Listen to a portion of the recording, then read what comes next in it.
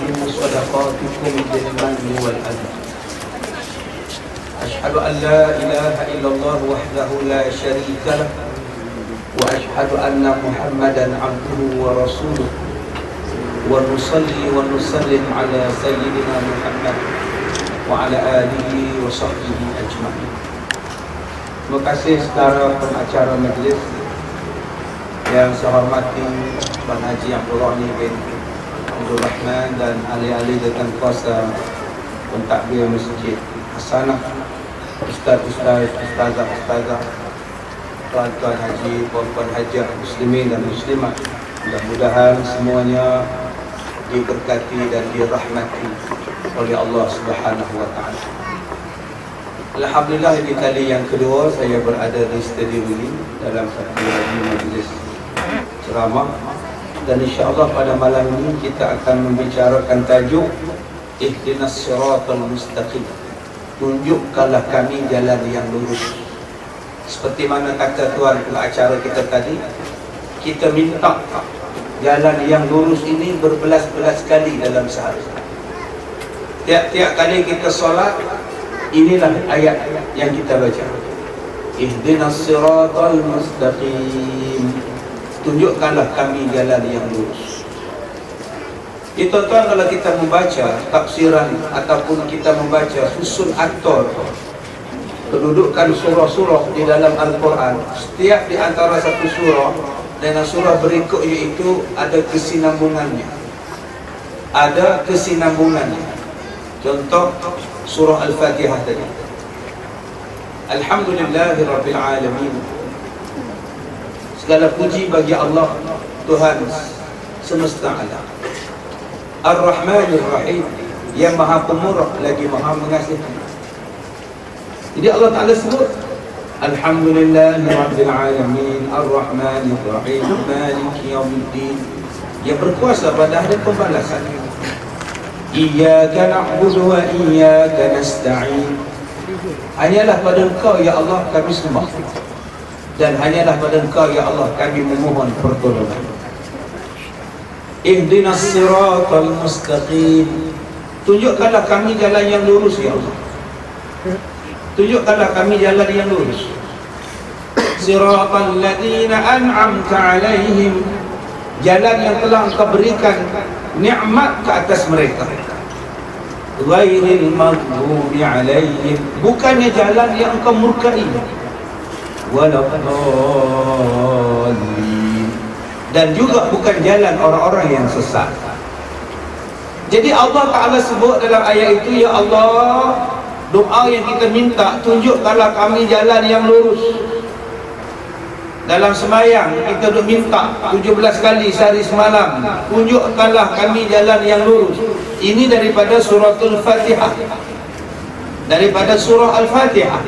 Kita minta, ya Allah, tunjukkanlah kami jalan yang lurus, jalan yang lurus. Lalu Allah menjawabnya dalam surah Al-Baqarah selepasnya. Al-Fatihah, Al-Baqarah, Ali Imran. Kita minta di dalam surah Al-Fatihah, ya Allah, tunjukkanlah kami jalan yang lurus, ya Allah. Lalu Allah bagi jawapan dalam surah Al-Baqarah. Nampak tuan-tuan, ayat yang saya katakan tadi awal-awalnya, susun atur di dalam Al-Quran itu surah-surahnya ada saling kait mengait, ada saling berkaitan. Ya Allah, tunjukkanlah kami jalan yang lurus, jalan yang Engkau beri nikmat ke atas orang-orangnya. Kami minta jalan itu ya Allah. Bukan jalan orang yang Engkau murka, bukan jalan orang yang sesat, bukan jalan yang Engkau murka ya Allah, bukan jalan orang yang sesat. Lalu Allah menjawab dalam surah Al-Baqarah. Apa Allah jawab? Bismillahirrahmanirrahim. Alif Lam Mim. Zalikal kitabu la raiba fihi hudan lil muttaqin. الذين يؤمنون بالغيب ويقيمون الصلاة ومما رزقناهم ينفقون. Allah Ta'ala jawab, Nah, sekarang kamu minta jalan yang lurus. Nah, sekarang ini jalan yang lurusnya. Apa dia? Alif Lam Mim, zalikal kitab. Inilah kitabnya, yang tidak ada keraguan di dalamnya. Petunjuk untuk orang yang ingin menjadi bertakwa kepada Allah Subhanahu wa taala. Jadi kalau nak dapat jalan yang lurus, Allah kata ikutlah Quran, zalikal kitab. Inilah kitabnya. Petunjuk bagi orang untuk jadi orang yang bertakwa. Tuan-tuan yang dirahmati Allah, apa jawapan, apa persoalan yang tidak ada di dalam agama Islam? Tuan-tuan nak soal apa?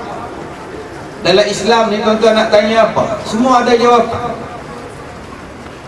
Ada orang tanya pada saya, Ustaz, Ustaz kata dalam majlis ilmu malaikat itu hadir, malaikat itu turun memayungi kita, menaungi kita, mendoakan kita. Jadi kalau ada yang malaikat, Ustaz, di mana? Di mana malaikat sekarang?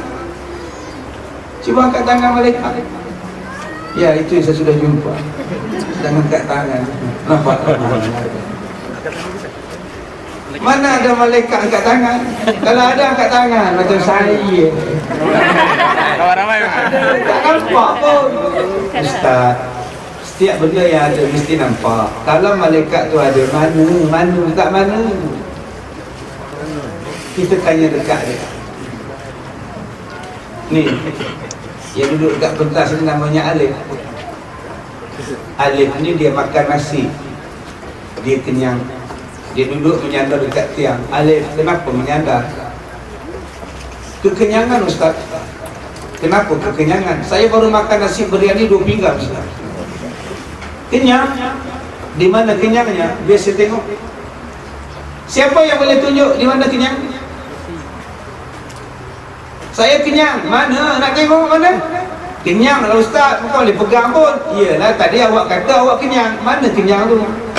Saya nak pegang, saya nak tengok. Saya nak ambil gambar. Kita tak nampak kenyang, tapi kita boleh rasa kenyang. Itulah malaikat. Kita tak nampak malaikat, tapi kita rasa kehadiran dia. Kenapa Alif tadi rasa kenyang? Sebab dia makan. Bila dia makan, maka dia sendiri rasa kenyang. Kenapa kita rasa kehadiran malaikat? Sebab kita ada iman. Maka bila kita beriman pada Allah, kita yakin malaikat ada. Kenapa dia itu lapar? Dia itu lapar sebab dia tak makan, sebab itu dia tak kenyang. Maka orang yang tidak yakin pada benda gaib, alladzina yu'minuna bil ghaib, ialah orang yang tidak beriman pada Allah Subhanahu wa taala. Itulah jawapannya. Dapatlah jawapannya. Bukan semua benda yang Allah ciptakan itu nampak. Ada yang ada tetapi tidak nampak. Apa benda? Ada yang ada tapi tak nampak. Ruh. Ni ruh. Kenapa saya boleh bercakap? Sebab saya ada ruh. Saya mati, mati. Ustaz, cakaplah Ustaz. Dia dah mati, ruhnya dah habis. Saya kan tadi ruhnya dia bercakap, ruhnya dah dikeluarkan. Tak nampak pun. Memang tak nampak sebab dia gaib. Jadi tuan-tuan, inilah yang dikatakan iman.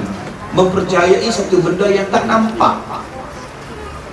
Tuan-tuan, sebab itu kita minta kepada Allah supaya kita diberikan jalan yang lurus. Kerana ada 2 benda yang kita tak nampak yang sedang menunggu kita.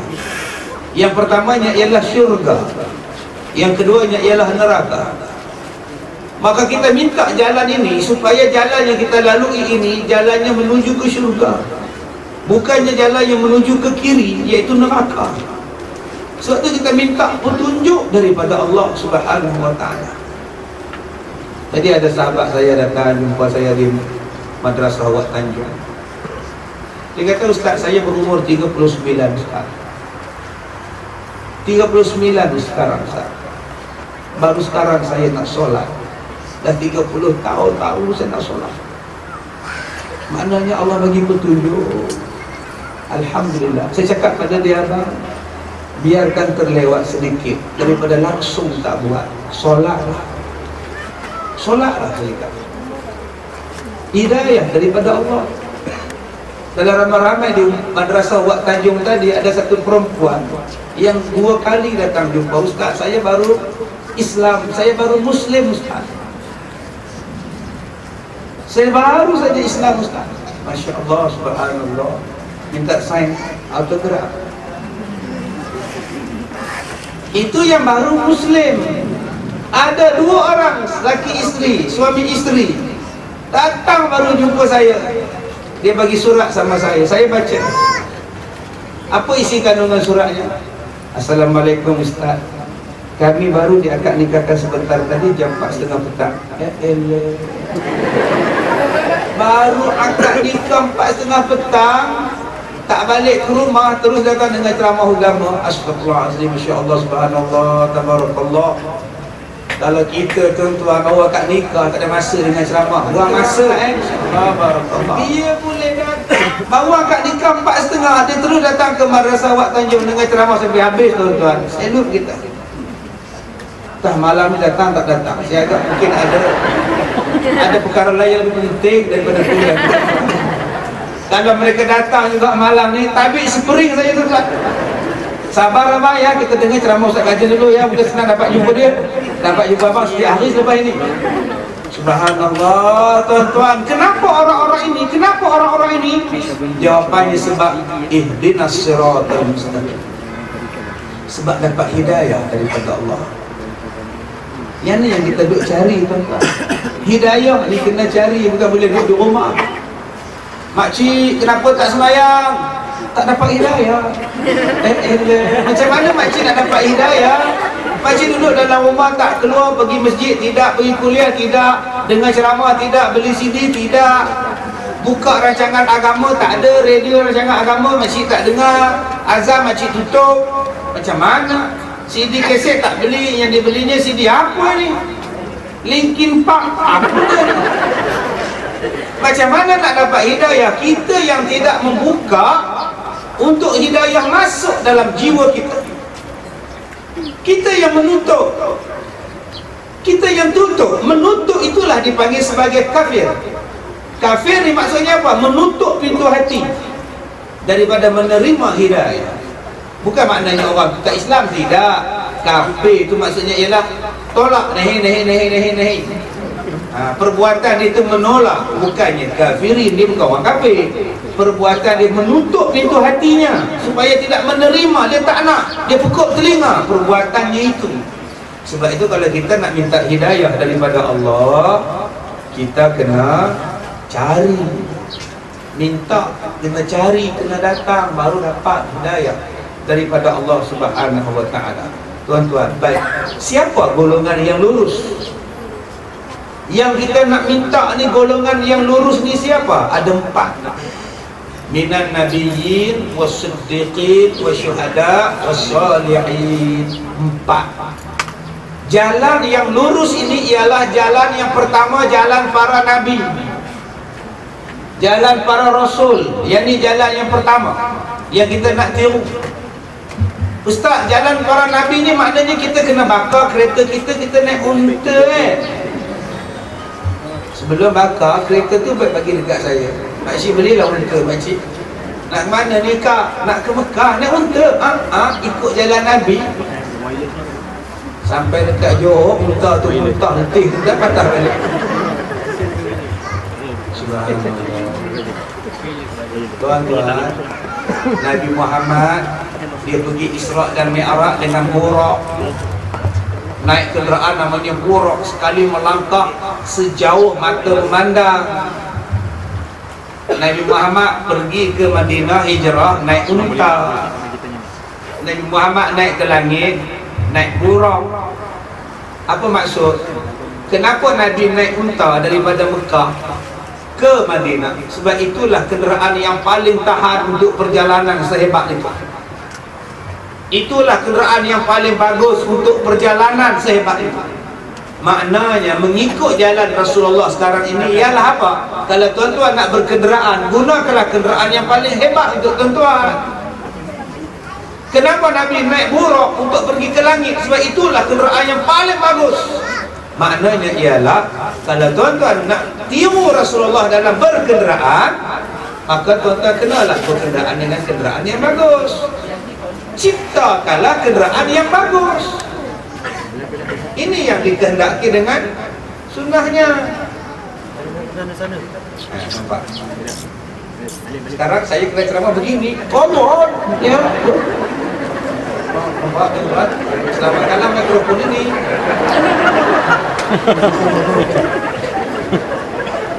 Tuan-tuan ya, ada satu Bilal masjid. Bilal dia khususnya cuma khusus azan. Allahu Akbar, Allahu Akbar, azan. Dia kena faham, ustaznya ajar kalau nak azan kena pekuk telinga. Jadi bila mikrofonnya macam ini tuan-tuan, dia pun turun sekali. Tu imam cari mana? Bilal. Rupanya dah meniaga kat lantai. Sebab mikrofonnya dah ke lantai. InsyaAllah yang ini tidak jatuh lagi. Baik. Ini. Yang pertamanya ialah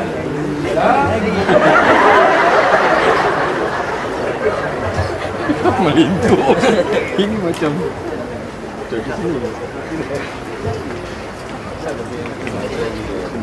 pengurut tu.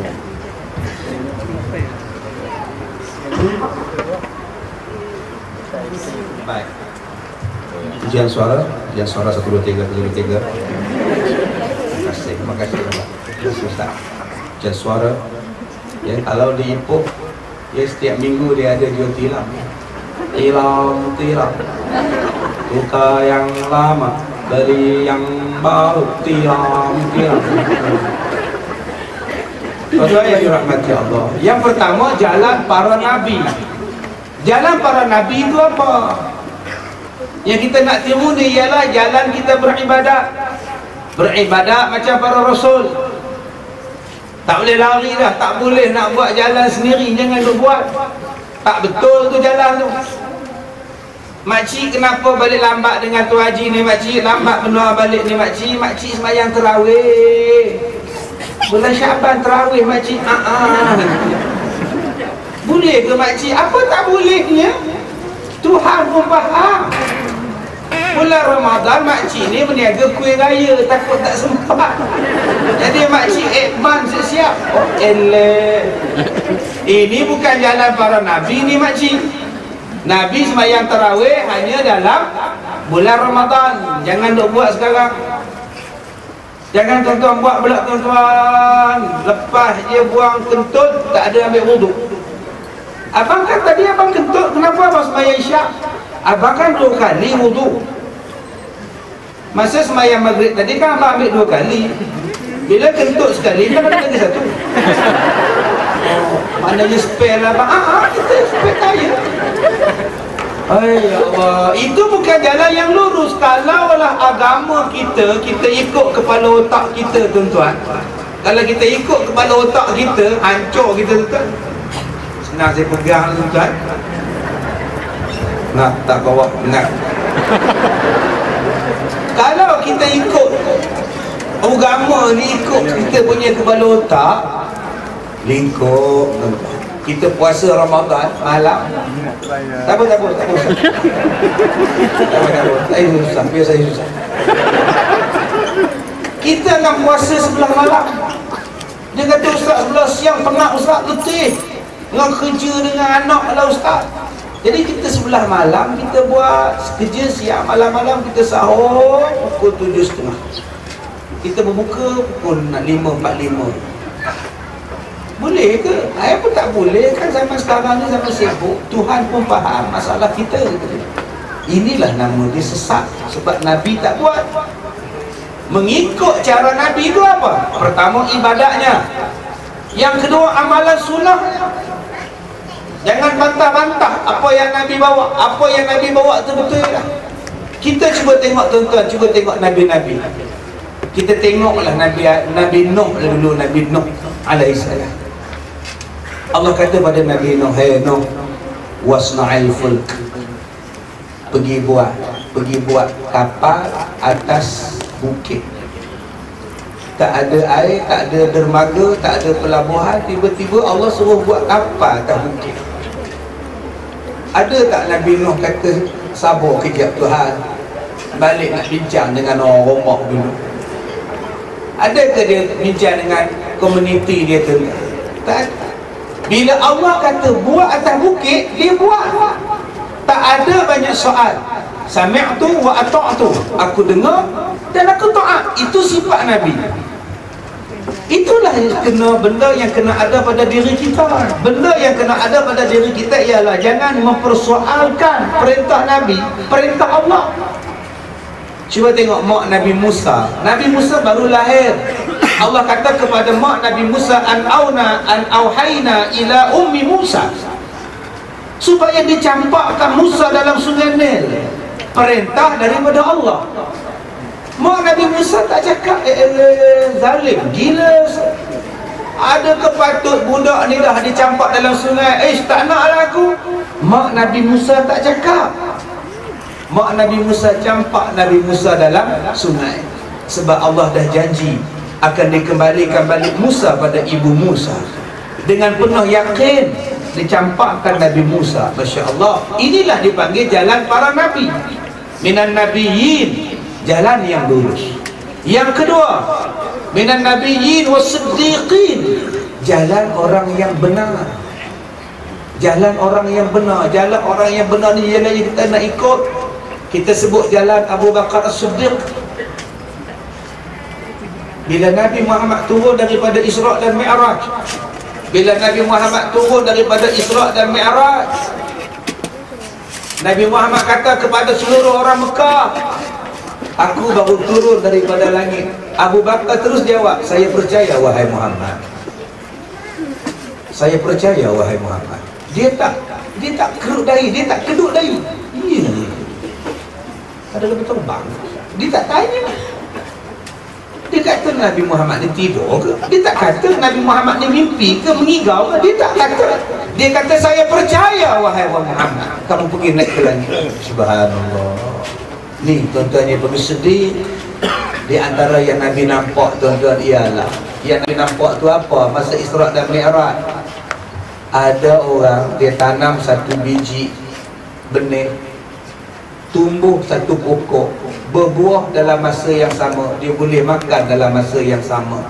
Dia tanam, tumbuh pokok, berbuah buah-buahan, terus dia makan dalam masa yang sama, naik terus. Nabi tanya kepada Jibril, amalan apa tu Jibril? Jibril jawab, itulah amalan orang-orang yang bersedekah. Dia sedekah, Allah gandakan 700 kali ganda. Hari ni dia tanam, hari ni terus dia dapat dalam syurga. Ni tuan-tuan yang sedang bergerak tabung, tuan-tuan. Tabung cat ke apa? Besar yang matung. Saya tengok bergerak daripada sana sampai ke sini, bubuh tuan-tuan. Kita pun nak jadi orang yang benar macam Abu Bakar As-Siddiq. Bila Nabi kata aku nampak dalam Isra' dan Mi'raj orang sedekah, terus dapat rasa buah. Tuan-tuan sekarang pun nak jadi ihdinas siratal mustaqim, tabungnya banyak. Sebab kita nak cari dana untuk Masjid Hasanah. Dia orang nak membina kelengkapan untuk pagar-pagar dia orang dan pembangunan masjid dia orang. Sekarang saya rasa tabung-tabung sedang berjalan dengan orang sekali. Kalau nak tabung boleh ambil, nak orang pun boleh ambil ni baju merah 2 orang. Tuan-tuan yang dirahmati Allah, kita nak jadi orang yang benar. Orang yang benar ini ialah orang yang jalan yang lurus. Tuan-tuan bayangkan sifat Sayyidina Abu Bakar As-Siddiq. Iman dia kalau ditimbang daripada iman seluruh dunia, berat lagi iman Abu Bakar. Sebab dia tak pernah bantah Nabi.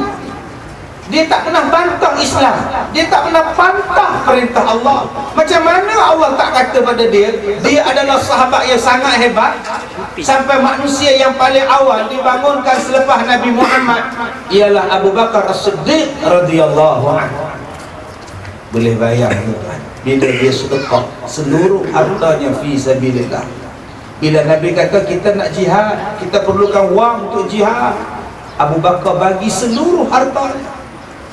Nabi tanya pada Abu Bakar, apa yang kamu tinggal untuk keluarga kamu? Aku tinggalkan Allah dan Rasul untuk mereka. Wahai Rasulullah, punya yakin kepada Allah tuan-tuan, macam mana tak jadi ahli syurga? Yakinnya pada Allah, macam mana tak jadi ahli syurga? Kita hari ni bila sakit kepala, Panadol dulu makan. Berapa ramai orang yang bila sakit kepala, ya Allah sembuhkanlah sakit kepala aku ini, ya Allah. Tak, Allah dia tinggal dulu. Panadol, boom makan. Obat, obat. Mari beli obat. Dah tak lega sangat baru baca Yasin. Masuk hospital, tak mau keluar hospital, tak mau operate kepala, tak mau jumpa bomo, tak mau jumpa ustaz, tak mau lah pergi masjid minta Tok Imam baca Yasin. Saya dah habis ikhtiar Tok Imam. Malam ni saya minta Tok Imam baca Yasin lah, minta pada Allah. Last kali minta pada Allah. Jauhnya kita yakin pada Allah. Yang ketiga, was-siddiqin wasyuhada. Yang dikatakan jalan yang benar itu siapa? Jalan orang yang mati syahid, yang berjuang untuk Islam, yang berjuang untuk agamanya. Kelebihan orang mati syahid tuan-tuan sangat hebat, masuk syurga tanpa hisab. Ja'far bin Abi Talib tangannya kudung dalam Islam, mempertahankan Islam. Dia ni tukang bawa bendera Islam dalam peperangan. Orang cantas tangannya, tangan kirinya sambut tuan. Bila tangan kirinya pun dipotong, dikepit dengan ketiak tuan-tuan, akhirnya dia mati syahid. Allah gantikan tangannya yang kudung dengan 2 sayap di dalam syurga. Ja'far bin Abi Talib. Hebat tuan-tuan, manusia-manusia syuhada, manusia yang syahid. Jadi kita carilah jalan untuk syahid. Dalam tu syahid ni tuan-tuan yang buat kerja untuk agama ni, datang majlis ilmu ni tuan-tuan, anda kata matilah dalam menuntut ilmu, syahid tuan-tuan. Syahid turun tangga jatuh, buk jatuh bawah, angkat-angkat dah tak ada. Syahid lepas siksa kubur. Jadi yang mana nak lepas siksa kubur, buat-buat dah jatuh. Bom ke neraka sebab bunuh diri tuan-tuan. Ini cerita ni terjatuh, bukan buat-buat jatuh. Yang kedua, orang yang dapat lepas siksa kubur siapa? Orang yang mati bersalin, meninggal ketika bersalin, syahid dia, lepas dia siksa kubur. Orang yang kena ta'un, penyakit ta'un, lepas siksa kubur. Alhamdulillah tuan-tuan. Orang yang datang dalam majlis ilmu, lepas siksa kubur. Orang yang mati terbakar, orang yang mati kelemasan, maka lepas siksa kubur. Cuma dia tak dapat syuhada dunia akhirat, dia cuma dapat syahid akhirat. Yang lepas siksa kubur, yang lepas neraka, masuk syurga tanpa hisab, ialah syahid fi sabilillah. Tetapi syahid fi sabilillah pun ada masalah. Tertahan masuk syurga. Orang yang syahid fi sabilillah tertahan masuk syurga. Sebab apa? Hutang. Hutang tak bayar. Walaupun dia mati syahid, tak masuk syurga tuan-tuan. Jaga-jaga akak-akak, bayarlah hutang. Bayar hutang kawan, jangan buat lupa. Selama rok dia beli kereta baru, hutang tak bayar. Suami-suami hutang dengan isteri wajib bayar. Hari tu masa kita nak beli tayar baru, minta duit isteri 1,000. Nanti abang bayar hutang dah 6 tahun apa ni.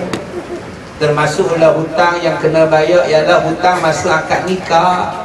Aku terima nikahnya Eton binti Neon, mas kawinnya $80 tunai. Hutang tunai clear, hutang $80 hutang sah. Alhamdulillah. Andai kata suami-suami yang berkahwin dengan seorang isteri, dia tidak membayar mas kahwinnya, yakni berhutang sampailah dia mati, maka dia menanggung dosa masa dia mati macam dia berzina. Jadi akak-akak kalau agak-agak suami tak mampu nak jelaskan hutang akak nikah, kira burn je lah, kira halal lah. Kalau tak nak, tuntut. Kalau tuntut suami tak bayar, mati, tak ke syurga dia, walaupun 10 sen yang terhutang. Yang keempat, jalan yang lurus itu siapa? Jalan yang lurus ialah jalan orang-orang soleh, jalan orang-orang baik. Yang ini yang dikatakan jalan yang kita nak ikut. Baik, maka 4 jalan ini cuba kita tengok, adakah kita mengikut jalan mereka sekarang? Pertama, kita tengok pada pakaian kita. Adakah pakaian kita mengikut 4 orang ini, 4 golongan ini? Yang kedua, cuba kita tengok cara hidup kita, makan minum kita. Adakah kita mengikut cara 4 golongan ini? Cara kita bergaul, adakah kita mengikut cara ini? Yang ni yang kita kena muhasabah. Jangan hanya kita minta dalam solat, ihdinas siratal mustaqim, tapi kita tidak realisasikan dalam kehidupan kita. Anak kita tak didik dengan Islam. Anak kita tak berikan pendidikan agama. Nabi kata 3 benda kena bagi pada anak. Ajarin anak kamu 3 benda. Pertamanya apa? Ajarin kepada anak kamu tentang nabimu. Cerita kepada anak kamu tentang Rasulmu, Nabi Muhammad sallallahu alaihi wasallam. Cerita tentang Nabi. Perangai Nabi macam mana? Apa kegemaran Nabi? Apa yang Nabi tak suka? Daripada kecil dah cerita dah tentang Nabi. Itu yang saya selalu menyanyi pada tuan-tuan. Kenalkan dia tentang Rasulullah, supaya dia tahu Rasulullah benci yang ini, Rasulullah suka yang ini, Rasulullah tak suka yang ini. Kita tengok apa yang Rasulullah suka, lama-lama dia tahu. Ajarkan waktu dia umur 2 tahun, umur 3 tahun. Adik, Rasulullah tak suka orang menipu, Rasulullah benci orang menipu. Adik, Rasulullah tak suka orang yang tak solat. Solatlah adik. Kita nak cari kesukaan Rasulullah. Daripada kecil kita dah ajar dah dia tentang Nabi Muhammad, cara Nabi berjalan, cara Nabi makan, cara Nabi tidur. Masya Allah. Hari ni yang orang manusia nak cari-cari sangat ialah tentang artis. Nak tiru artis. Artis pregnant pun masuk dalam paper, dalam berita tu kan. Masya Allah. Pelakon terkenal Mami hari ini dilaporkan mengandung 6 minggu. Beliau yang berkahwin dengan aktor Norman Hukum September 2011 disahkan mengandung di hospital. Sikit punya ramai ke malam ni yang mengandung, tak keluar paper pun. Biasalah ada lelaki mengandung, apa lagi buat. Itu bukan berita, dia tidak ada nilai berita. Itu benda biasa. Macamlah postman digigit anjing, itu biasa. Seorang postman hari ini dimasukkan ke hospital kerana digigit seekor anjing di Bedok. Postman tersebut, Muhammad Alif, berkata beliau dikejar kira-kira 50 meter sebelum terjatuh, dan lalu anjing itu menggigit. Itu biasa, tak payah masuk berita. Yang kena masuk berita ialah seekor anjing digigit oleh seorang postman. Berita. Kejadian berlaku di Bedok. Anjing tersebut dikejar kira-kira 50 meter oleh si postman. Awak tu baru masuk. Lain macam kamu ni, tak ada benda lain nak gigit, anjing pula gigit apa? Jadi tuan-tuan, kita hari ini mengajar pada benda yang kurang bermanfaat. Cerita apa album terbaru ni, apa album ini, apa ini, buat apa? Cerita pasal artis nombor 1. Kadang-kadang kita usaha nak menghidupkan, meniru suara, gaya. Macam meniru suara Piramli, misai pun tiru Piramli. Saya, kalau boleh saya pun nak tidur macam Piramli. Diambilnya jarum, dicucuknya buat jerawat. Angan-angan tinggi nak jadilah Piramli. Rambutnya kerinting berduri dia buat aja. Cucuk-cucuk di pipi buat jerawat sendiri. Tak payah jadi orang itu, tak payah jadi orang itu. Kita jadi Rasulullah, kita jadi macam Rasulullah. Sifat kita, cara senyum kita, cara berjalan kita, cara ibadat kita, cara kita dengan anak-anak kita, cara kita melayan manusia macam Rasulullah. Yang inilah jalan yang lurus. Kita tiru, aku nak semayang macam Rasulullah. Macam mana ya semayang macam Rasulullah? Cuba kamu semayang. Allah, agak tak Rasulullah macam itu. Macam nak terjun kat kolam renang macam tu. Allah, nak terjun tak terjun, nak terjun tak terjun. Nak terjun gayat pula, udah macam Mr. Bean nak turun terjun. Adakah Nabi semayang macam itu? Tak. Habis tu kenapa tak tiru? Tak ada semayang. Ada yang semayang langsung tak bunyi apa.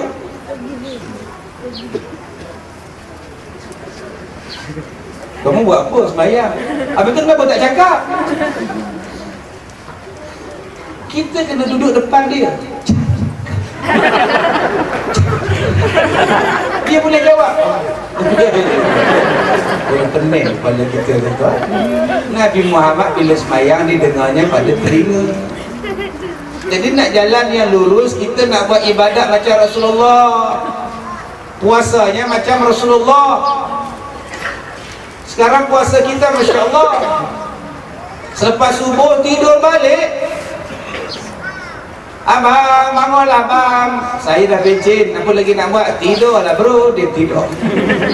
Sedar-sedar pukul 2 baru nak semayang zuhur. Tengah semayang pun muak, mengantuk. Lepas-lepas habis semayang zuhur, tidur di atas sejadah. Letih betul lah puasa ni kita dia pun tidur. Sedar-sedar pukul 6 petang baru dia semayang asar. 6.30 dia ajak isteri dia beli juadah dekat pasar. 7.20 masuk maghrib. Dia pun buka puasa, Allah malaka sumtu. Sambil dia buka puasa dia cakap, sekarang ni puasa dah tak rasa apa dah. Letih pun apa pun tidak. Kamu nak letih macam mana? Kamu tidur pada pukul 6 sampai pukul 6. Adakah itu puasa Rasulullah? Rasulullah berperang dalam bulan Ramadan. Kamu berperang dengan tidur? Tidur. Tak tahulah tuan-tuan. Tak kena tu tuan-tuan. Ustaz, bukankah tidur tu pahala? Memanglah tidur tu pahala jika dah dapat mengelakkan maksiat. Tidur lagi bagus. Daripada mengumpat, baik tidur. Daripada memfitnah, baik tidur. Itu maksudnya. Tapi bukan suruh tidur bulan puasa, tuan-tuan. Jadi kita ambil daripada sini, orang yang benar ialah orang yang nak hidup cara Rasulullah, nak hidup cara sahabat-sahabat, nak hidup cara orang yang syahid, nak hidup cara orang-orang soleh. Maka apa dia cara hidup orang-orang ini? Hidup mereka ialah semata-mata liwajhillah, mencari keredaan Allah, limardatillah, mencari mardatillah, mencari redha Allah. Bagaimana nak mencari redha Allah? Bagaimana boleh dapat redha Allah? 3 benda, 3 cara bagaimana nak dapat redha Allah. Pertama apa? Ittaqullah haitsuman kunta. Bertakwalah kamu kepada Allah di mana saja kamu berada. Bukan setakat di Singapura kita bertakwa, di mana-mana kita berada bertakwa. Bukan setakat di Mekah kita bertakwa, balik ke Singapura ini pun bertakwa. Sebab ada orang yang duduk di Mekah buat umrah, Masya Allah, stokin kaki, stokin tangan, stokin muka. Muka pun stokin, dia pinjam yang mesti rumput, dia bawa dalam. Ini baiknya bertakwa betul kamu. Tiap-tiap hari ke Masjidil Haram, subhanallah. Bila balik ke Singapura, tiap-tiap hari haram ke masjid. Udah terbalik tuan-tuan. Di Mekah tiap-tiap hari ke Masjidil Haram, balik ke Singapura tiap-tiap hari haram ke masjid. Takwanya bagaimana? Di Mekah dengan tudungnya, dengan jubah labuhnya, balik ke Malaysia dengan jubah singkat. Udah nampak apa? Keluar ke rumah pun dah tak ada baju, tak ada lengan baju. BCG-nya 4 ketut sini, rubella belah sini 2. Astagfirullahaladzim. Itu bukan takwa. Takwa di mana-mana pun takut pada Allah. Baru ni saya pergi ceramah di satu negara, bukan Singapura lah, di luar negara. Yang bawa saya ni orang putih, ya. Dia tunjuk depan tu ada satu pantai. Kalau nak pergi sana tak boleh pakai baju, tak boleh pakai seluar. Habis pakai apa? Tak pakai apa. Nak pergi ke? Nak pergi saya bawa. Orang putih bukan kenal saya pun. Kalau saya pergi pun tuan-tuan tak pakai apa, selama rok je duduk situ. Ada dewan kisah. Kata dia. Siapa ni, dia bukan kenal pun. Tapi jangan ingat, jangan lupa, Allah kenal saya. Allah kenal saya di Malaysia, Allah kenal saya juga di negara barat. Saya kata tak, jalan sana, jangan pergi sana. Ittaqullah. Itulah takwa. Orang selalu faham takwa itu ialah takut. Tuan-tuan, dalam makna takwa, perkataan takut sangat kecil. Takwa bukan takut semata-mata. Takwa, takut semua satu juzuk daripada banyak makna takwa. Betul, kita kena takut pada Allah. Itu sebahagian makna takwa. Takut pada Allah, tuan-tuan. Oh, bila-bila masa boleh mati. Bila-bila masa boleh mati. Baru ni Osman Kering pelakon mati. Hari Jumaat mati. Hari Jumaat. Kita yang Osman basah nak mati hari apa? Dia Allah pilih hari Jumaat dia meninggal. Alhamdulillah. Kita hari apa ke mak? Ustaz, apa kelebihan meninggal hari Jumaat lepas siksa kubur? Masalahnya Ustaz, saya meninggal hari Selasa Ustaz. Hari Selasa ke, hari Isnin ke, hari Rabu ke, lantak kamu lah. Kalau kamu orang yang bertakwa, tetap lepas siksa kubur. Dia tak kira hari. Yang hari Jumaat itu khas untuk ini. Keistimewaan hari Jumaat khas. Kamu baik ke, kamu tak baik ke, mati hari Jumaat, lepas siksa kubur. Tetapi kita, kalau kita ini innal ladzina amanu wa amilus solihat, orang beriman dan orang beramal soleh, matilah bila-bila waktu pun, kubur akan mendakap kita. Kubur kata tidur ya, didakap kita. Macam ibu menyusukan seorang anak, dia takkan kacau kita. Mati hari apa pun tak apa, dengan syarat jadi orang bertakwa. Ihdinas siratal mustaqim, tuan-tuan, nak jadi orang bertakwa.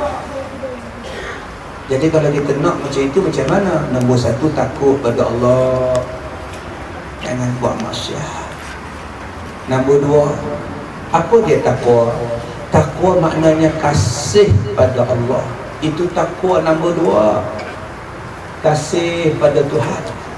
Qul in kuntum tuhibbunallah fattabi'uni yuhibbukumullah. Katakan wahai Muhammad kepada umat kamu, kalau kamu cinta kepada Allah, ikutlah aku, yakni Nabi Muhammad. Ini doa pengasih ni tuan-tuan. Selalu orang duk baca yang ni, dia ambil gambar satu perempuan, dia baca qul in kuntum tuhibbunallah fattabi'uni.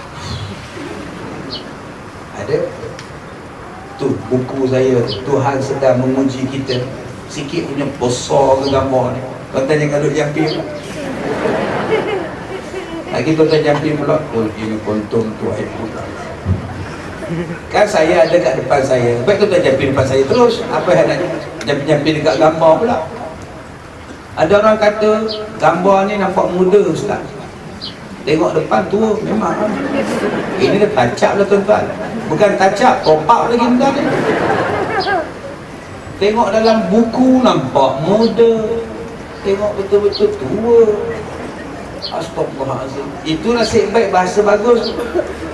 Nampak dalam buku muda, tengok betul tua. Ada satu orang perempuan, tengok dalam buku segak, di luar tak ada segak. Astagfirullahaladzim. Yang tu lagi brutal tuan-tuan. Selama rok je dia cakap. Sikit punya segak ke gambar ni tuan-tuan. Saya ceramah di satu tempat, Dengan lokit tanduk dulu, tarik siung dulu, ceramah Isra Mi'raj diconteng gitu tuan. Kalaulah kita takut pada Allah, kita tak conteng.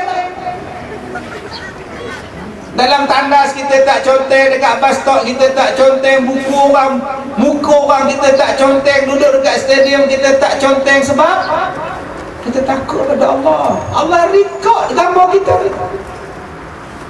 CCTV yang ada dekat kita ni, ya Allah, tuan-tuan ambil guni tutup menung CCTV tu. Kenapa cik? Batu Qadar. Mati semua ikan. Apa tuan-tuan nak makan? Kapal-kapal yang berlabuh di pelabuhan Singapura beribu tuan-tuan, semua tak boleh jalan. Kapten, laut beku kapten, Lailatul Qadar. Semua tak pernah dengar. Di sekolah saya tuan-tuan, dah 6 tahun kami buat semayang malam. Setiap malam bermula daripada malam pertama Ramadan, dengan pelajar pondok, dengan pelajar yatim, dengan pelajar miskin, makcik-makcik pondok, orang-orang tua, orang-orang luar.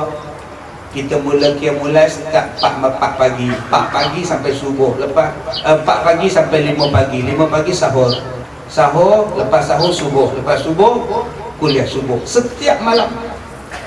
Kalau dah setiap malam buat qiyam mulai, agak-agak jumpa tak Lailatul Qadar? InsyaAllah. Jom kita buat di Masjid Hasanah.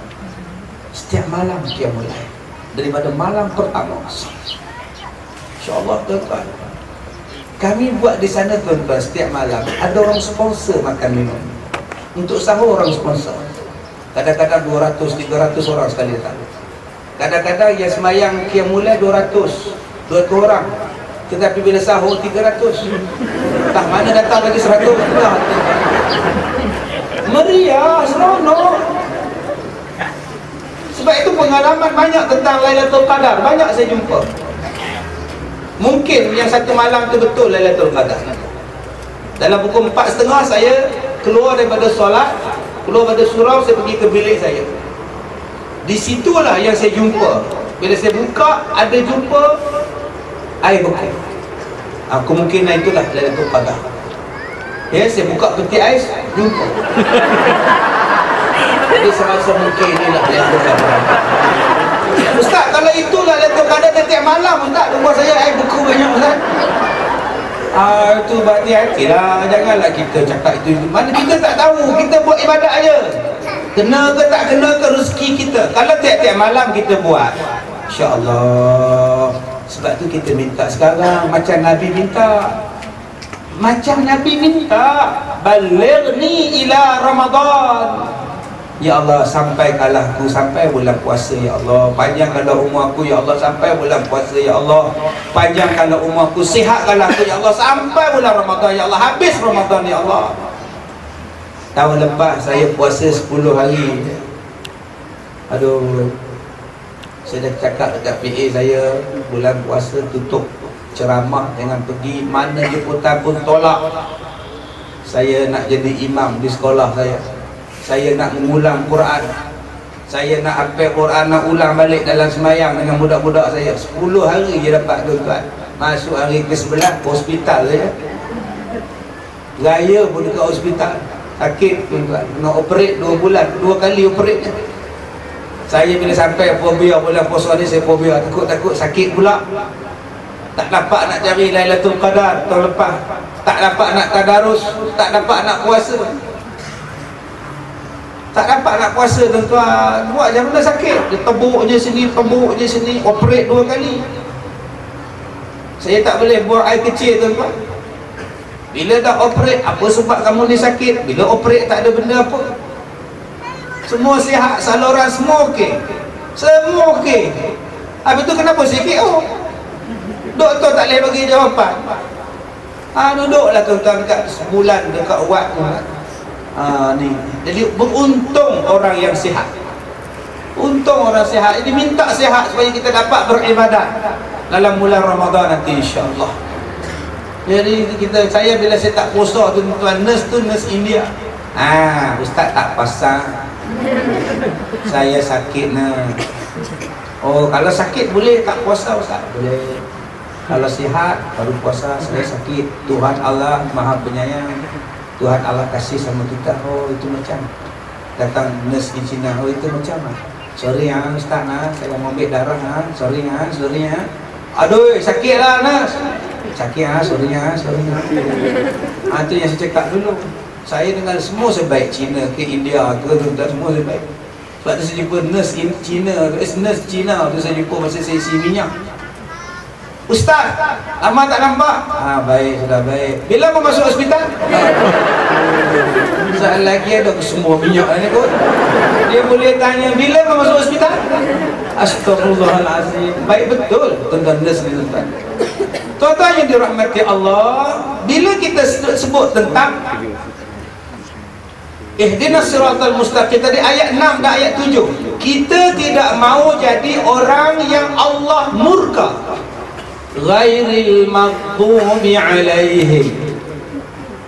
Kita tak nak jadi orang yang Allah marah. Siapa orang yang Allah marah? Kita tak nak jadi orang yang sesat. Siapa dia orang sesat? Yahudi dan Nasara. Maka dua ini jangan kita ikut. Mereka ni paling banyak Nabi dapat tuan-tuan, tapi mereka tak kasih pada Allah. Mereka tak jadi takwa, mereka bunuh Nabi. Wa yaqtuluna al-anbiya bighairil haqq. Mereka membunuh nabi-nabi mereka. Mereka tak kasih. Takwa itu maknanya ialah kasih pada Allah. Yang ketiga, apa makna takwa? Takwa itu maknanya redha pada Allah. Redha pada Allah. Allah ambil suami kita, kita redha. Baru ni 3 hari ke 4 hari lepas, saya duduk depan rumah saya. Pukul 8.30 pagi, saya tengah duduk lak-lak kereta, datang satu hamba Allah. Dia kata, Ustaz, saya ni ada hajat sikit, kalau Ustaz boleh tolong, insyaAllah. Kalau saya tolong, saya boleh tolong, insyaAllah. Kawan saya, Tuan Imam, sudah mati. Dia ni orang Pakistan, baru meninggal. Anak yatim 5 orang, Ustaz. Boleh tak kalau saya masukkan 5 orang anak yatim ni pada sekolah Ustaz? Saya kata boleh, insyaAllah. Memang kita ambil anak yatim, tak apalah, masuklah, saya kata. Tapi Ustaz, saya mau cakap sama Ustaz, ini 5 orang anak yatim sangat comel-comel Ustaz, cantik-cantik Ustaz. Oh iya ke? Mak dia cantik kot? Mungkinlah Ustaz, mak dia pakai ini Ustaz. Bapak dia segak kot, orang Pakistan Ustaz, memang cantik. Jadi Ustaz ambil lah dia anak. Saya kata kalau saya ambil tu anak, mak dia siapa ambil? Dia jawab, saya lah ambil. Oh banyak cerdik kamu. Anak kamu pasing pada aku, kamu ambil mak dia. Aku bagang ni lah bro. Dia kata saya kena ambil anak dia, Ustaz tanggung anak-anak dia, saya tanggung mak dia saja. Amboi, Allah kasih. Saya kata, abang, lagi bagus kalau abang ambil mak dia dan abang ambil 5 anak dia, lagi bagus. Kenapa ambil mak saja? Kenapa tak ambil anak dia? Bukankah Rasulullah kahwin dengan janda dan Rasulullah ambil anak-anak janda itu sebagai anak tiri Nabi? Nabi bela macam anak kandung dia. Jadilah orang yang Allah sayang. Kita redha dengan Allah. Suami mati, kita redha. Ini sampai sekarang tak redha. Kahwinlah makcik, kahwinlah akak. Sementara orang ada nak kat akak, terimalah akak.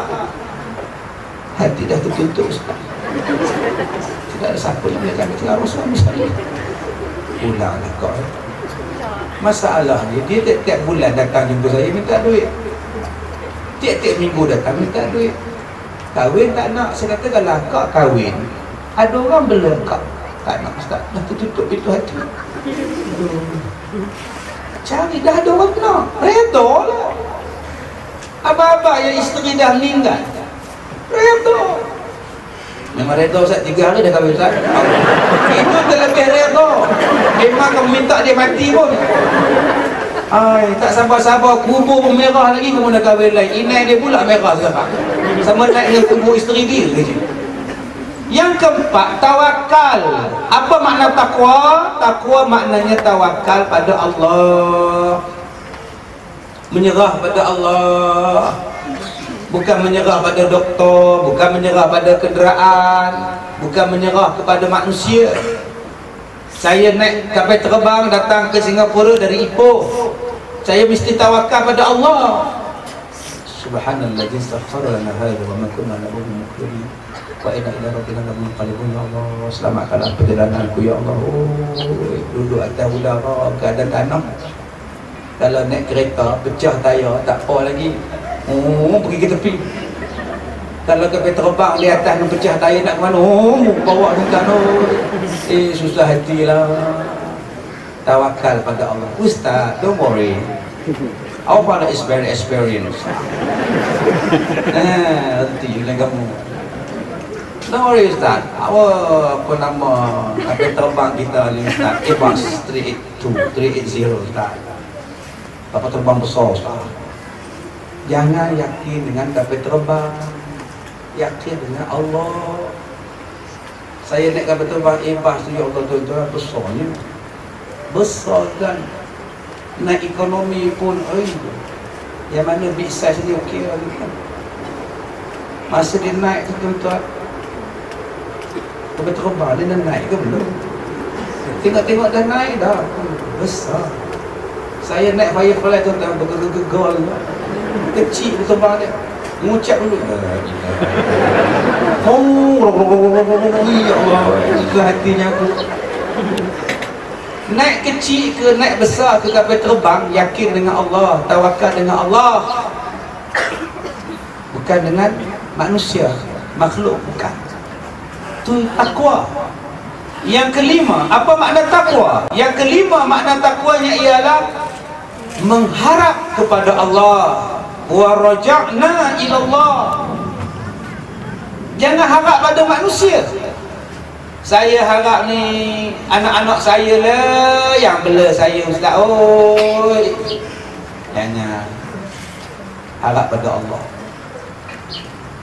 Jangan bergantung harap dengan manusia. Minggu ini ada satu Mercedes hitam, gelap, cermin pun gelap.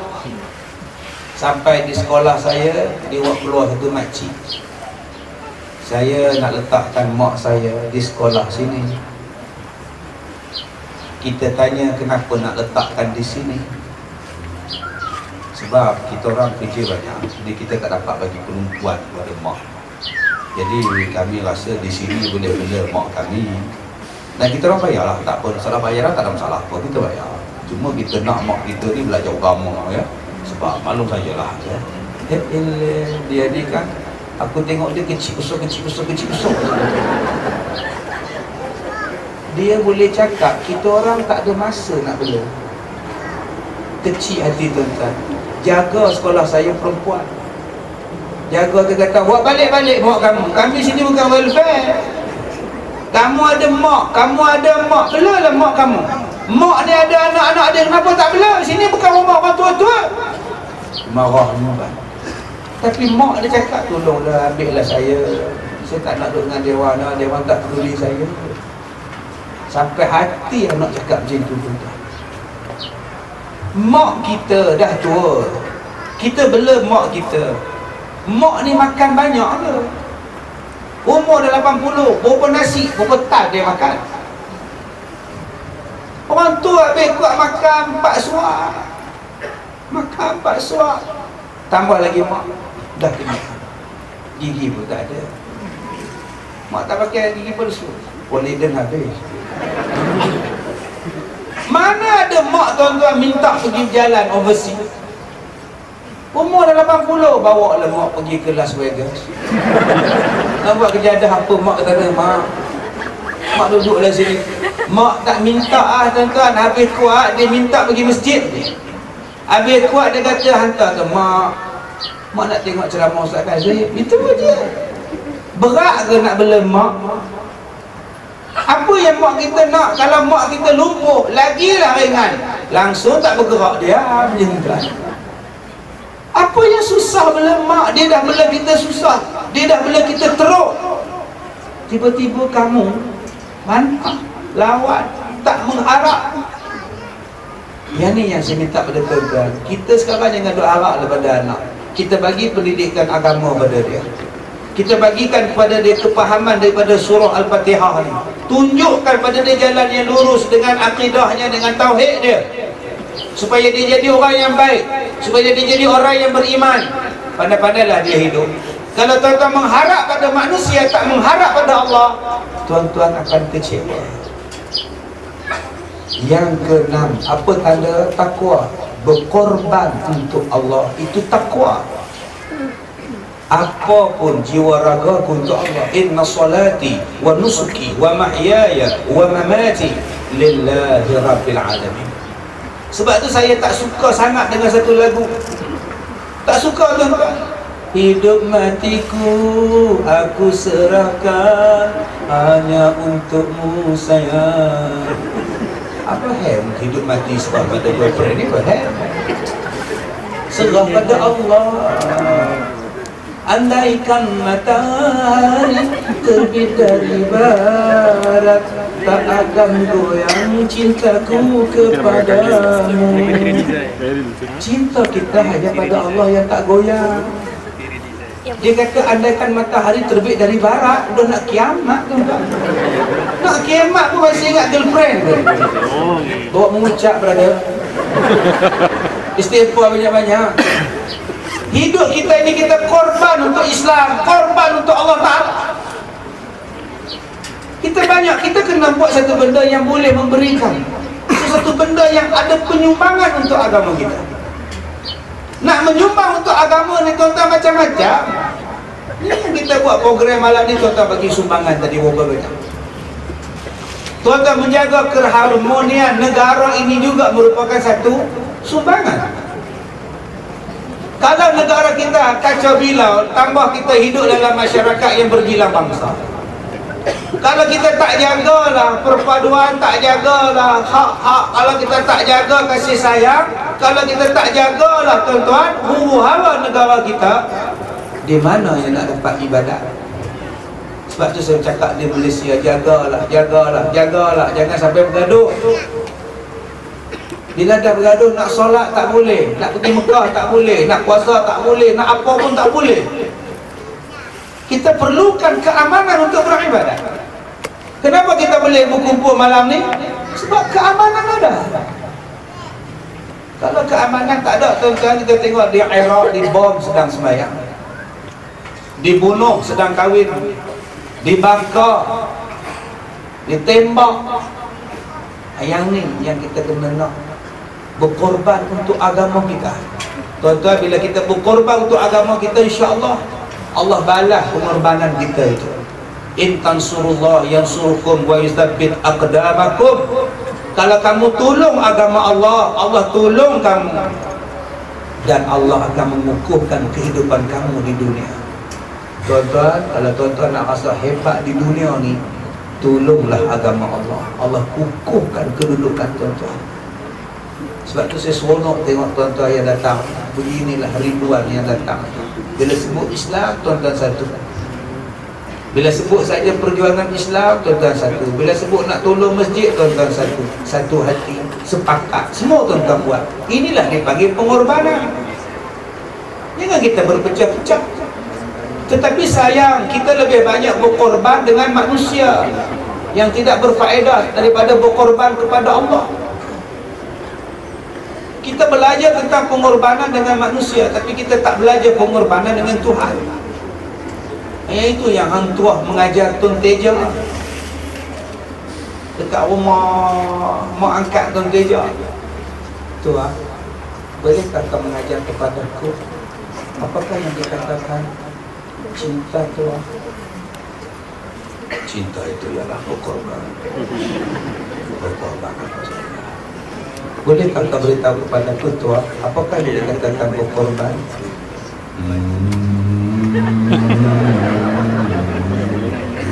Dua-dua orang tu tengok dah tangga. Itu nama dia cerita Hang Tuah. Berkorban apa saja, harta ataupun nyawa, itulah kasih sejati dan mulia. Tu bersih ke Ramli.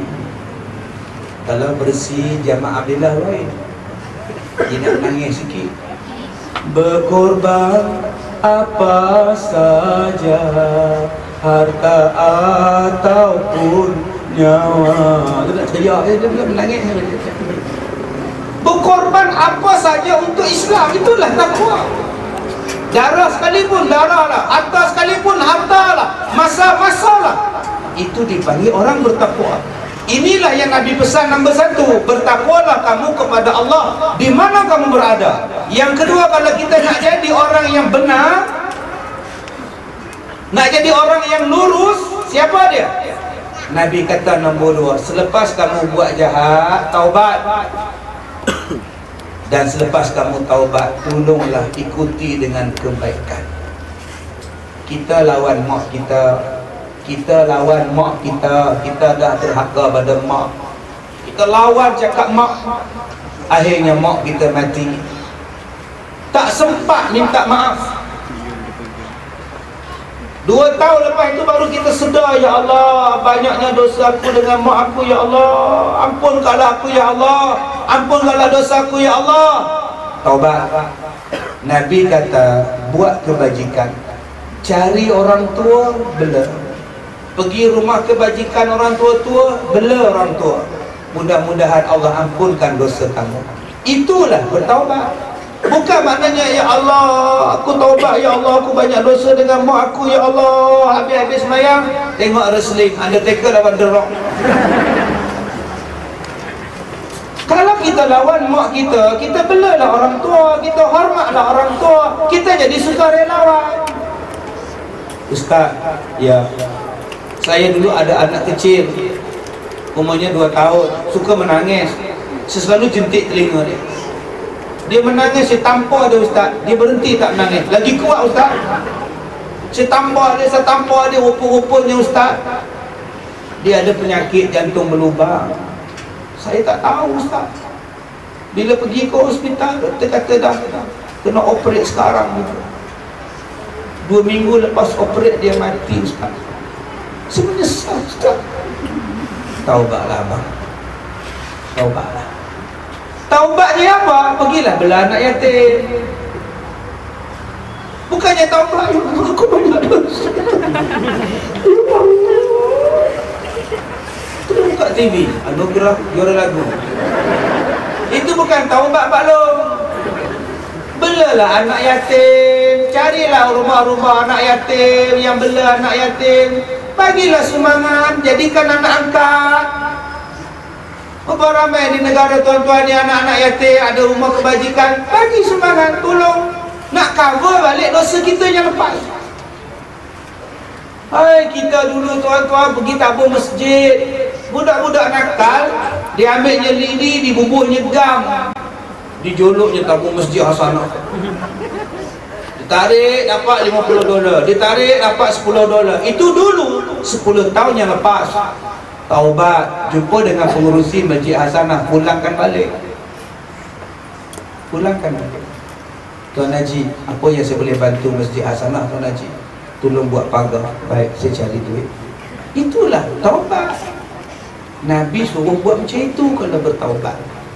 Dan yang terakhir, yang ketiga, bagaimana tuan-tuan nak jadi orang hebat? Kata Rasulullah, wa khaliqin nas bi khuluqin hasan. Hendaklah kamu bercampur dengan manusia dengan akhlak yang baik. Tuan-tuan yang dirahmati Allah, bila kita ada ilmu, kita boleh bercampur dengan manusia dengan jalan yang baik. Yang masalah kita sekarang ini ialah tuan-tuan, bila kita tidak ada ilmu, kita tidak ada akhlak. Sebab itu budaya ilmu, budaya mencari ilmu akan kekal sepanjang hayat. Kekal. Daripada kecil kita dah ajar dah. Nabi kata tadi apa?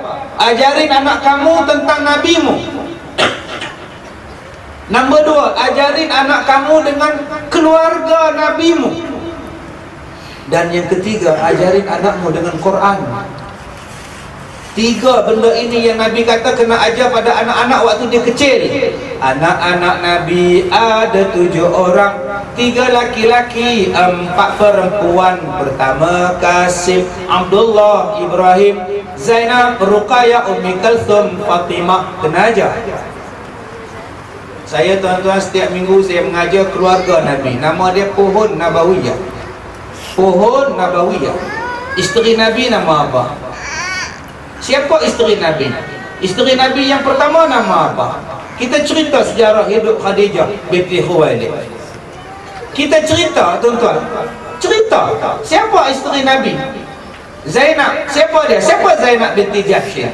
Macam mana dia boleh kahwin dengan Nabi? Macam mana dia boleh kahwin dengan Rasulullah? Sebelum dia kahwin dengan Rasulullah, Zainab dia kahwin dengan siapa? Sebelum dia kahwin dengan Nabi, apa perangainya? Selepas dia kahwin dengan Nabi, apa pula perangainya? Bila kita belajar tuan-tuan, yang ini saya ajar di rumah Menteri Besar Perak, Pohon Nabawiyah. Kita ajar tentang keluarga Rasulullah. Kita ajar ibu saudaranya siapa, bapa saudaranya siapa. Bila kita kenal tuan-tuan mereka ini, dia boleh membentuk anak-anak kita. Ni budaya menyemai ilmu. Tuan-tuan, kita ni semakin mengaji, semakin tak tahu. Semakin kita belajar, makin banyak ilmu kita tak tahu. Masya Allah, subhanallah. Yang ketiga, Nabi kata ajarin anak kamu tentang Quran. Dalam Quran tu berapa banyak ilmu tuan-tuan. Ajar Quran. Ada orang yang tak reti baca Quran. Tuan-tuan boleh ke pejam mata kalau anak kita tak baca Quran, tak pandai baca Quran? Mati kita nanti tuan-tuan rasa tenang ke? Anak kita ni baca Quran tidak, semayang tidak, apa pun tidak. Kita duk minta, ya Allah tunjukkanlah aku jalan yang lurus. Iyyaka na'budu wa iyyaka nasta'in. Hanya pada Engkau aku sembah, hanya pada Engkau kami sembah, hanya pada Engkau kami minta tolong. Padahal kita baca seorang. Padahal kita baca seorang. Kenapa Allah guna perkataan kami? Sepatutnya hanya pada Engkau ya Allah aku sembah, aku minta tolong. Tetapi kenapa kita sebut perkataan kami? Ya Allah, pada Engkau kami sembah, ya Allah, pada Engkau kami minta tolong, ya Allah. Sebab kita minta untuk masyarakat, kita minta untuk anak kita, kita minta untuk keluarga kita, kita minta untuk negara kita. Kita nak lahirkan masyarakat yang baik. Nak lahirkan masyarakat yang baik bermula daripada anak-anak kita. Tuan-tuan, ini tuan-tuan bayangkan buah mempelak. Tuan-tuan beli dekat pasar, market buah, pasar buah-buahan. Tuan-tuan pun tengok televisyen, menonton televisyen. Isteri pun ambil pisau, dikupasnya kulit mempelak. Kupas. Abang, mari kita makan ni ha. Ini pelaknya namanya harum manis. Isteri pun potong isinya, ngok dia potong. Tiba-tiba keluar alien, dua ekor grup. Alien keluar daripada pelang. Nama dia ulat.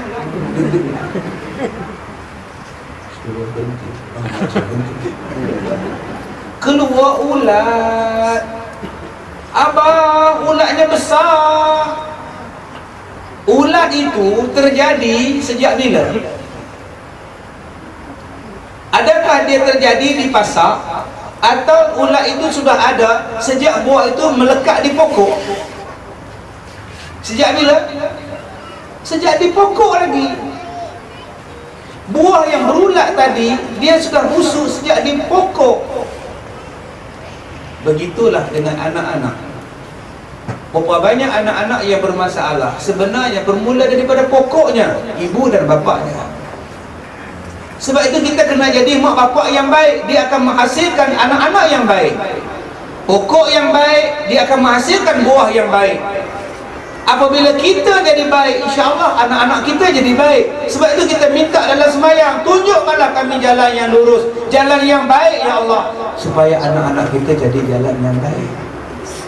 Maka salah satu jalan nak bagi baik namanya jalan takwa. Bagaimana nak jadi takwa? Itulah dia tujuan puasa. Ya ayyuhalladzina amanu kutiba alaikumusshiyam kama kutiba alal ladzina min qablikum la'allakum tattaqun. diwajibkan kamu berpuasa sebagaimana orang lain telah diwajibkan sebelum kamu. Mudah-mudahan kamu jadi orang bertakwa. Inilah dia bulan nak melahirkan orang yang baik, bulan yang nak melahirkan jalan yang lurus. Mata kena banyak jaga. Dalam puasa aku tak nak tengok benda-benda yang tak elok, yang pakai skirt ke, yang pakai apa ke, aku tak nak tengok. Dosa. Kalau terpaksa, paksa lah buat macam ni. Tapi kalau nak kodeng, nak mengintai, minta maaf, kurang pahala aku. Nanti pahala aku kurus. Aku tak nak tengok benda maksiat. Telinga, lepas ni aku tak nak dengar lagi benda-benda yang merapu, yang merepek. Nanti kurang pahala aku. Kita latih jadi takwa. Hidup, lepas ni aku tak nak lagi nak cium benda-benda yang salah. Mulut, lepas ni aku tak nak ngumpat, aku tak nak fitnah, dosa. Nanti kurang pahala aku. Kita kadang-kadang tuan-tuan, kita umpat isteri kita. Isteri yang duk bangun sahur untuk kita, kita umpat. 40 tahun dia bangun sahur untuk kita, 30 tahun dia bersahur untuk kita. Daripada dia buka gas sampailah sekarang buka microwave. Punya senang puasa sekarang. Buka microwave aja, buka 5-3 minit dah panas dalam. Yang keting, dah boleh buka. Ada microwave tuan-tuan, dia siap beritahu lagi. Dah masak, siap beritahu tuan. Subhanallah. Tapi ada suami yang boleh mumpat isteri. Isteri dia kurus. Dia boleh cakap, aku ingat papan tadi. Rupanya kamu. Lalu lepas ni dia bagi papan.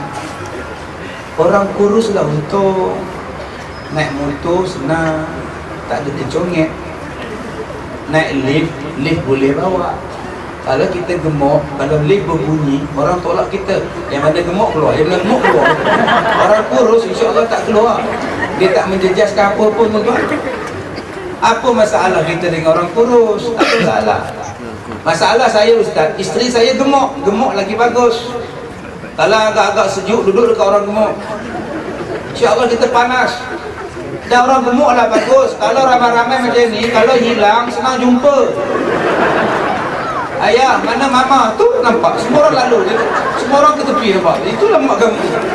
Apa pasal kita nak ngumpat orang? Bulan puasa kita kontrol benda ni tu. Kita tak nak lagi nak ngumpat. Tak nak lah, kita nak jadi orang baik.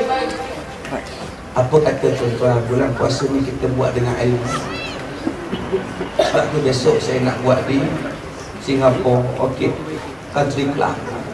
Cerita buat puasa. Macam mana imam nak sembahyang tarawih, macam mana Bilal nak jadi Bilal tarawih, macam mana makmum nak sembahyang tarawih, macam mana yang dikatakan sahur, macam mana yang dikatakan buka puasa. Sebab ada orang yang buka puasa, dia buat tahlil dulu tuan-tuan.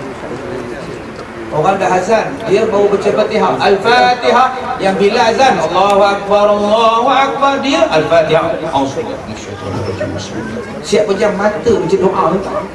Bismillahirrahmanirrahim. Baru dia cari kurma. Mana kurma saya? Dah semua dah habis dah. Yang kamu gatal baca doa panjang-panjang buat apa? Bila masuk waktu, buka je lah. Bila orang azan, makan. Dia Al-Fatihah. Apa benda ni? Ada pula yang tak sempat-sempat nak makan. Dah begini pegang 7 suku, dia tunggu azan. Ya nak terus. Dah begini nampak sangat lapar. Tengok Tok Bila tu tuan-tuan, bukannya dia testing mikrofon. Cubaan 1, 2. Dia ingat puasa, Allahu Akbar, kawan dah. Dia tanya, ni nak kira macam mana ni? Mana aku tahu yang kamu kata makan buat apa? Ni kita nak belajar bab puasa, dan satu lagi kita akan belajar bab sembahyang jamak dan qasar. Jadi bagi tuan-tuan yang belum dapat lagi tiket, saya rasa di gate 1. Ya, di gate 1 jualan tiket besok bersama dengan saya pagi sampai petang. Makan semua di sana, sembahyang semua sana. Ya, daripada klinik daripada perbuatan kita untuk dapat pahala yang terbaik di dalam bulan Ramadan. Jadi tuan-tuan, saya ucapkan tahniah kepada tuan-tuan yang hadir walaupun padang basah dan sebagainya. Terima kasih pada pihak keselamatan yang membenarkan kita mengadakan ceramah di stadium ini. Terima kasih pada pihak keselamatan, tuan-tuan negara, tuan-tuan pihak MUIS, pihak majlis MOM dan sebagainya yang memberikan permit pada malam ini. Terima kasih pada tuan-tuan yang berderma, dan saya rasa peluang untuk bersedekah masih lagi berjalan untuk Masjid Hasanah. Kita mencari dana untuk Masjid Hasanah. Jadi kita jumpa besok pagi sampai petang besok.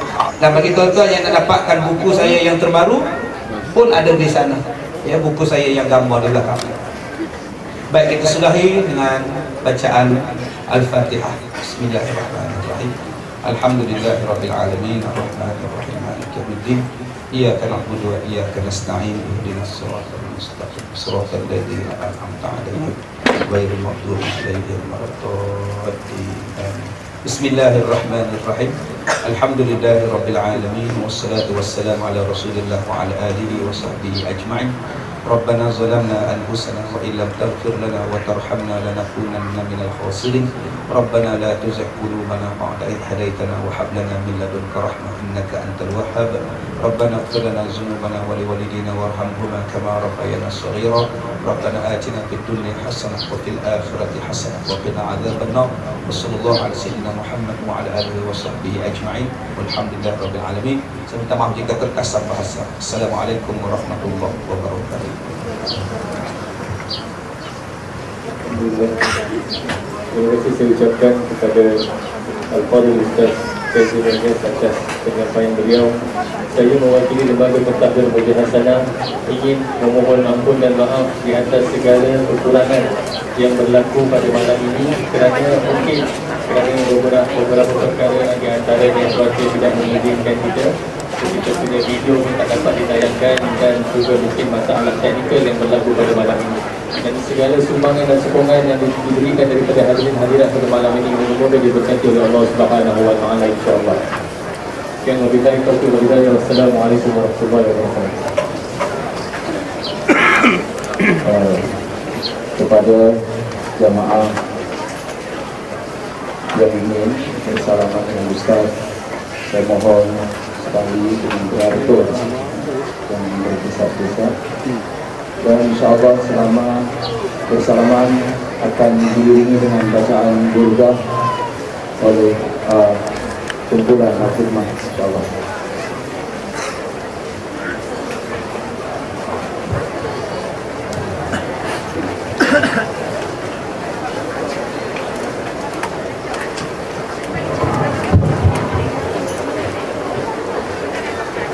Kalau tahu seperti orang ini, orang tuan dia tu. Banyak ni. Lagi dua. Dia stop. Saya tengah buka kain dia tu.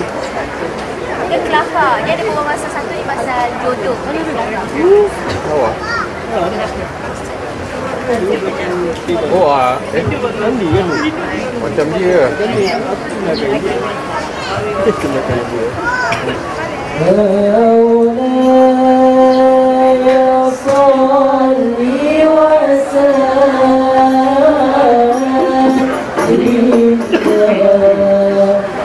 دائما أبدا على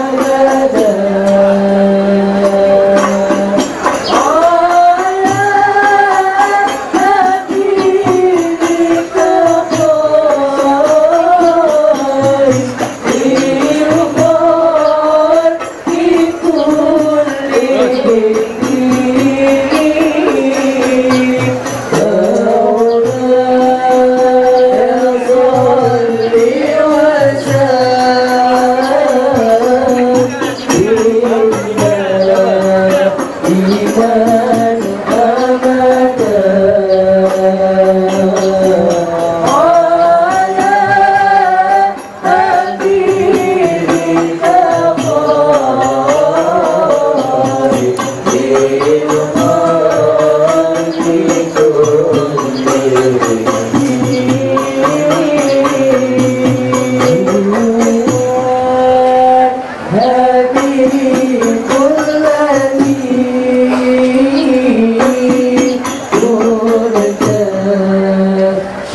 شفاعة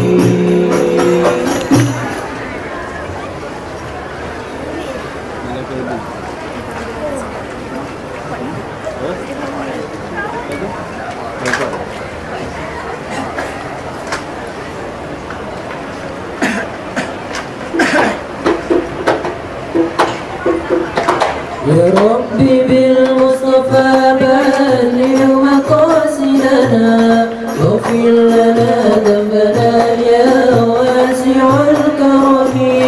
يا ربي بالمصطفى بلغ مقاصدنا العجب ليس كالمختار شريك فهو بالأسر والبصري تاريخ واسيري وإمام الرشد والأمم المشتاق ولا تدري هذه ألوان في سلام القريب أنت فيه الهرمي عند خير العود والعجب. ألف صلاة الله على زين الوجود ما ساك طيبا وخيم في ذرور. ألف صلاة الله على زين الوجود ما ساك طيبا وخيم في